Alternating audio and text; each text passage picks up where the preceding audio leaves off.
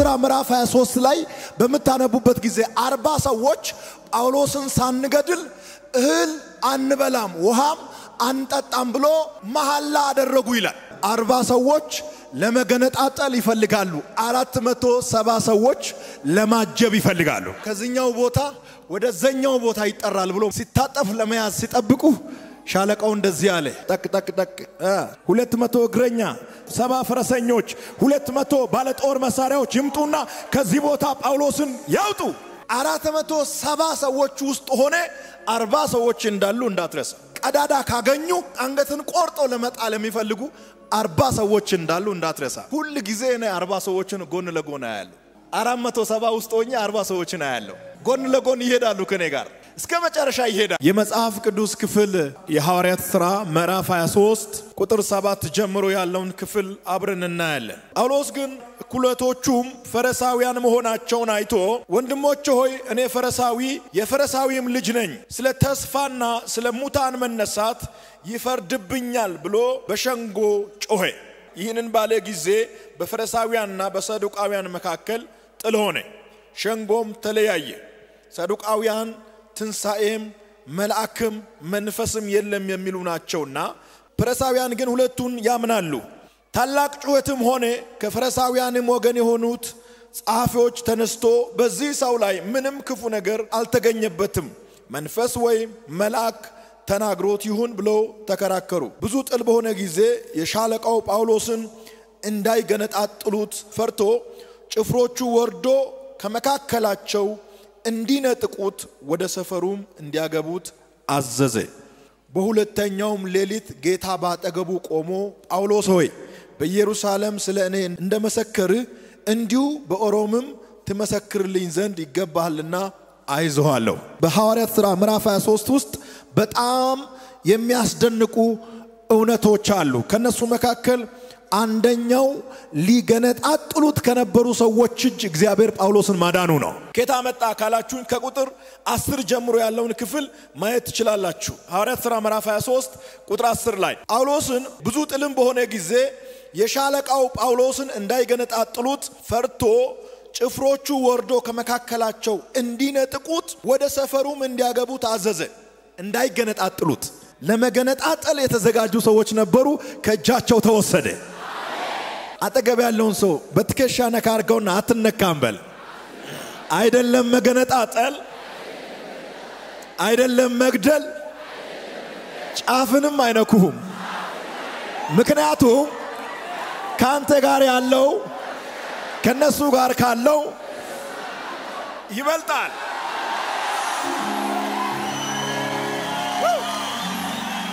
እንዳይገነጣጥሉት ጭፍሮቹን ልኮ ከእጃቸው አስመለጠ ፍርድ ቤት ውስጥ የነበሩ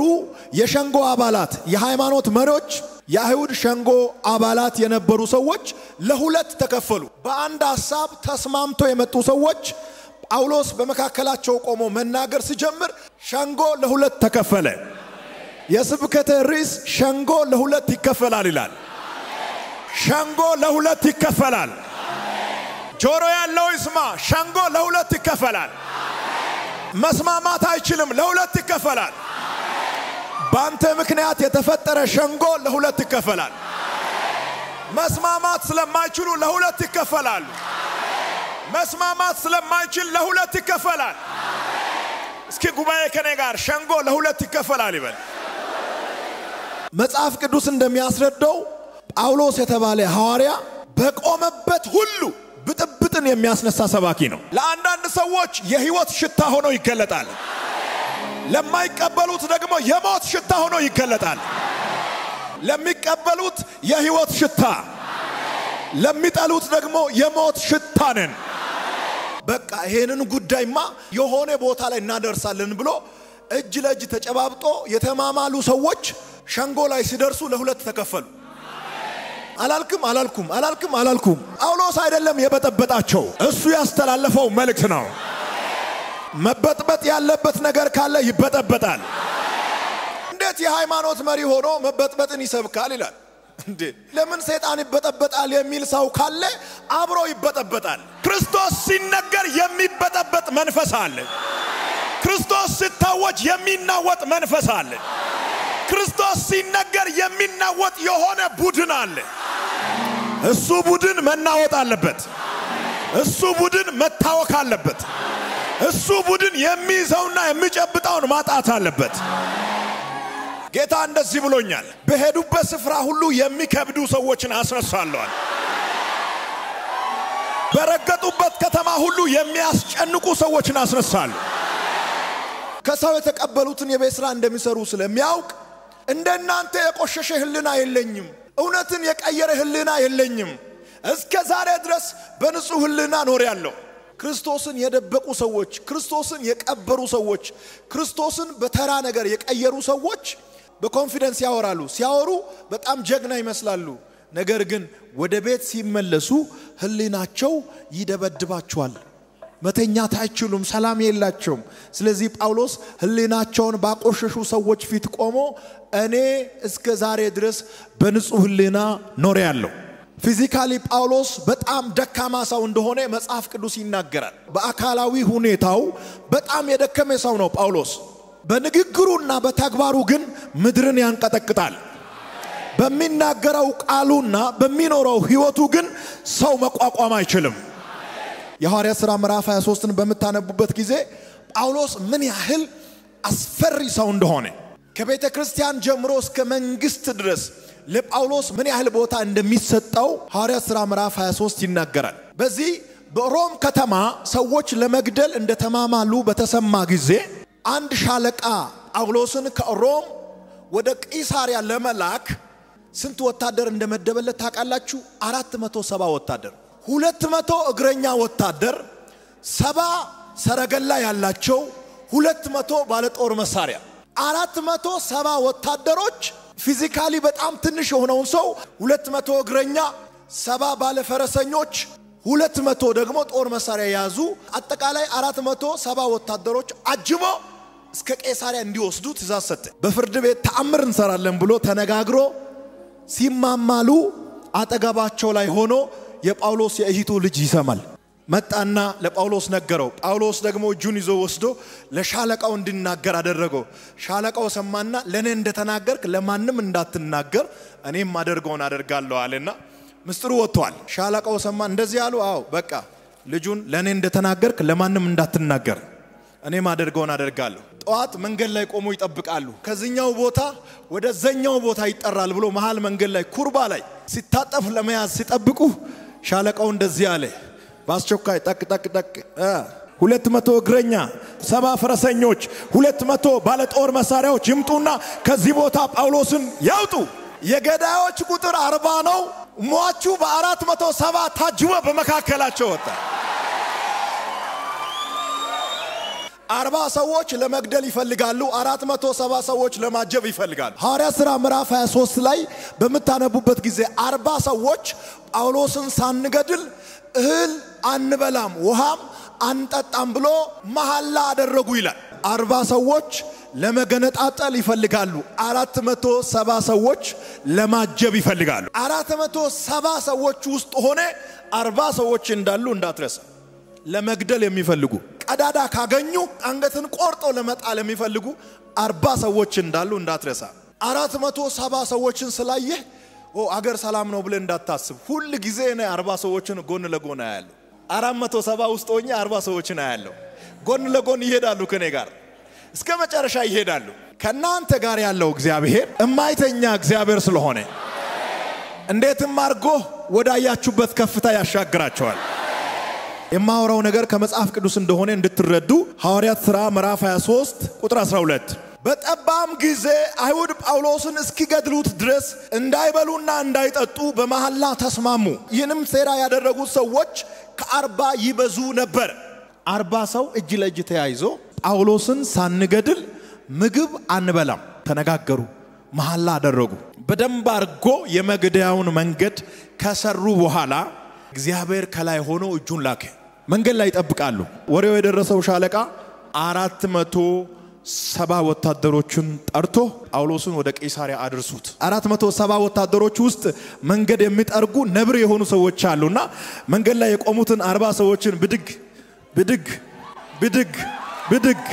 ሐዋርያት ሥራ ምዕራፍ 23ን በመታነቡበት ጊዜ ፍርድ ቤት ችሎት ላይ ቆሞ ጳውሎስ እያወራ ሐናንያ የተባለ አንድ ሊቀ ካህን ጉንጩን እንዲመቱት በጥፊ እንዲመቱት አዘዘ። ጥፋተኝነቱ ሳይረጋገጥ ውሸት ይሁን እውነት ምንም ባልተረጋገጠበት ሁኔታ ምንም ወንጀሉ ሳይረጋገጥ በጥፊ አስመታው። ሐናንያ የተባለ ሰው ከ47 ዓመተ ምህረት እስከ 58 ዓመተ ምህረት ድረስ የነገሰ ወይም ያገለገለ ሊቀ ካህን እንደሆነ ታሪክ ይናገራል። በጣም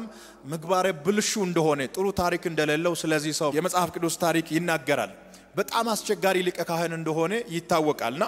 ፍርድ ቤት ችሎት ላይ ጳውሎስ እየተናገረ ያስረዳ ባለበት ሰዓት ምቱት አለ። ወታደሩ እጁን አንስቶ ይሄንን የከበረውን ሐዋርያ በጥፊ ይሄ ተግባር በጣም የሚያስጠይቅ ነው። ወንጀለኛ ያልተባለውን ሰው ማረጋገጫ ያልተሰጠውን ሰው ማስመታትም ሆነ ሌላ ተግባር በዛ ሰው ላይ መፈጸም በጣም በሕግ ያስጠይቃል። ይሄ ሰው ግን ውስጡ ላይ ካለው ከጭፍን ጥላቻ የተነሳ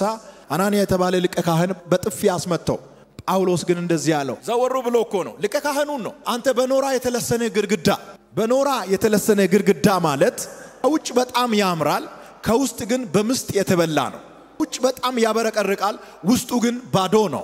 ስለዚህ እንደዚህ ያለው አንተ ከውጭ ረጅም ቀሚስ ለብሰሃል ጽም ረጅም ነው በጣም ወፍራም ኮፍያ ያርጋል ስም ሊቀ ካህን ነው ከ47 ዓመተ ምህረት ጀምሮ እስከ 58 ዓመተ ምህረት እስካለንበት እስከዚህ ድረስ እየገዛህ ነው በጣም ጎልድ ወንበር ላይ ተቀምጣል ስም ኃያል ነው ውስጥ ግን ባዶ ነው። ስለዚህ ነግርሃለሁ ትፈርሳለህ አንተ ኖራ። በጥፊ ተመቶ ይብስበታል። እኛ ውስጥ ያለው ክብር ይሄ ነው። ስንመታ በጉ ይላል። የሰዎች እጅ ሄዶ ያረፈው በጳውሎስ ጉንጭ ላይ ይመስላል ነገር ግን አይደለም። ወታደሩ የመታው በጳውሎስ ውስጥ የሚሰራውን መንፈስ ቅዱስን ነው። የተበሳጨው ጳውሎስ አይደለም። በነገራችን በሸንጎ ፊት ቆሞ ሊቀ ካህን በሚያክል ሰው ላይ አንተ በኖራ የተለሰነ ግድግዳ ብሎ መናገር በፍጹም አይታሰብም። ነገር ግን ጳውሎስ ውስጥ ያለው መንፈስ ቅዱስ ስለተመታ በኃይል ስለተበሳጨ ሰውየው ላይ ቀጥታ ተናገረ። ምን እንዳለ ሁላ ካለ በኋላ ጳውሎስ ግራ ገባው። አይባልማ በራሱ ቢሆን ማለት አይችልም። የማይባል ነገር መንፈስ ቅዱስ በሱ ሆኖ ተናገረ። ለእንደዚህ አይነት ምግባረ ብልሹ ለሆኑ ሰዎች ለእንደዚህ አይነት ጮሌ ሰዎች አንዳንድ ጊዜ ፊት ለፊት መልስ መስጠት ተገቢ ነው። ሐናንያ በራሱ ሜዳ ተቀጣ። አንተ በኖራ የተለሰነ ግድግዳ መባል ለሱ በጣም ትልቅ ውርደት ነው። በዛን ዘመን አንድ ሊቀ ካህን ምን ያህል እንደሚከበር ምን ያህል እንደሚወደድ ዝቅ ብሎ ጉልበቱን የሚስሙለት ይህ ትልቅ ሊቀ ካህን መንፈስ ቅዱስን ስለተዳፈረ መንፈስ ቅዱስ መልሶ አዋረደው። እግዚአብሔር በጣም ኃያል ነው። አጠገብ ያለውን ሰው ነካ አድርገውና እግዚአብሔር በጣም ኃያል ነው በለው። የአይሁድ መሪዎችን ኢየሱስ ራሱ በኖራ የተለሰነ መቃብር ብሎ ተናግሯል። ሃይማኖተኞች እንደዚህ ናቸው። ከላይ ያምራሉ እውነት ግን ውስጣቸው ላይ የለም። የሚሰሩት ተንኮል ነው። ሁሉ ጊዜ ጠዋት ተነስቶ ራእይ የላቸውም ጉድጓድ ይቆፍራሉ። ጳውሎስ እንግዲህ መጽሐፍ ቅዱስን ያነበበ በተለይ የብሉይ ኪዳን መጽሐፍትን ጠንቅቆ የሚያውቅ እጅግ በጣም የተረዳ ሰው ነው። መጽሐፉን ጠንቅቆ የሚያውቅ ይህ ሰው እንዴት በችሎት ፊት አንድን ሊቀ ካህን አፉን ከፍቶ አንተ በኖራ የተለሰነ ግድግዳ ብሎ ሊናገር ቻለ? እግዚአብሔር ላይ የስድብ ቃል አትናገር የሕዝብንም መሪ አትስደብ የሚል ቃል በዘጸአት ምዕራፍ 22 ቁጥር 28 ላይ ተጽፏል። ጳውሎስ ደግሞ ይሄንን በደንብ አድርጎ ያውቃል። የሕዝብንም መሪ አትስደብ ተብሎ ተጽፏል። ይሄንን ያነበበ ሰው አንድን ሊቀ ካህን መናገር አይችልም። ይሄንን አልፎ ነው ጳውሎስ የተናገረው። ስለዚህ ማን የተናገረ ይመስላችኋል? ጳውሎስ ሳይሆን በጳውሎስ ውስጥ ያለው መንፈስ ቅዱስ ነው። በጳውሎስ ምክንያት አይሁድ ለሁለት ተከፈለ። አይሁድ መካከል ሁለት አይነት ሰዎች አሉ። ፈሪሳውያንና ሰዱቃውያን ተብሎ የሚጠሩ ሁለት ወገኖች ነበሩ። በእነዚህ ሰዎች መካከል አንድ ልዩነት አለ። እነዚህን ሰዎች የሚከፋፍላቸው ወይም እነዚህ ሰዎች የማይስማሙበት አንድ ትምህርት አለ። በሰዱቃውያንና በፈሪሳውያን መካከል የነበረው ዋናው ልዩነት ፈሪሳውያን በሙታን ትንሣኤ ሲያምኑ ሰዱቃውያን ግን በሙታን ትንሣኤ አለማመናቸው ነበር። ማርቆስ ምዕራፍ 12 ቁጥር 18 ቁጥር 24 እስከ 27 ድረስ ያለውን ክፍል ማየት ትችላላችሁ። በእነሱ መካከል ያለው ልዩነት ፈሪሳውያን በሙታን ትንሣኤ ያምናሉ፣ ሰዱቃውያን ደግሞ በሙታን ትንሣኤ አያምኑ። ፈሪሳውያንና ሰዱቃውያን ለሁለት የተከፈሉበት ዋናው ምክንያት ጳውሎስ በተናገረው ንግግር ምክንያት ነው። የጳውሎስ ንግግር ምንድነው ሲባል እኔ ፈሪሳዊ ነኝ እኔ ፈሪሳዊ ነኝ ማለት በሙታን ትንሣኤ አምናለሁ በጌታ በኢየሱስ አምናለሁ ብሎ መናገሩ ነው ይሄ ንግግር ነው በመካከላቸው ክራክ የፈጠረው እኔ ፈሪሳዊ ነኝ ብሎ ጳውሎስ ሲናገር ሸንጎ ለሁለት ተከፈለ ሸንጎ ላይ የነበሩ ፈሪሳውያን ከጳውሎስ ጋር ቆሙ ሰዱቃውያን ጳውሎስን መቃወም ጀመሩ ከዚህ በኋላ ነው ሸንጎ ለሁለት የተከፈለው ሻለቃው ደግሞ ከሸንጎ ከሃይማኖት መሪዎች ነው ውጤቱን የሚጠብቀው ጳውሎስ የሰራውን ወንጀል በሸንጎ ላይ እንዲያብራሩ መልስ እንዲሰጡ የሚጠበቁ ሰዎች ለሁለት ተከፈሉ